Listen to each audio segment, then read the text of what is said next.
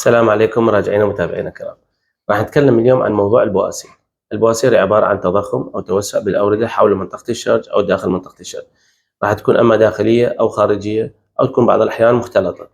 الأعراض اللي يعاني منها المريض هو خروج دم مع البراز، حكة شرجية، عدم الارتياح، تورم في منطقة المقعد، أو بعض الأحيان الآلام عند الحالات يعني الشديدة أو المضاعفات.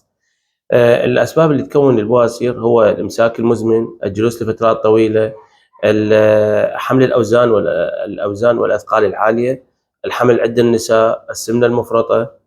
حيكون علاج البواسير بالبداية حيكون علاج تحفظي عن طريق تغيير نمط الأكل ونمط الحياة، الإكثار من الفواكه والخضروات والألياف، شرب الماء يوميا من 2 إلى 3 لتر، تجنب الأكلات الحارة والبهارات، الجلوس في حوض ماء دافئ من 10 إلى 15 دقيقة، استخدام الملينات لعلاج الإمساك، واستخدام الدهون والمراهم بعض الأحيان لتقليل عدم الارتياح والآلام، واستخدام الأدوية المقوية للأوردة بمنطقة المقعد.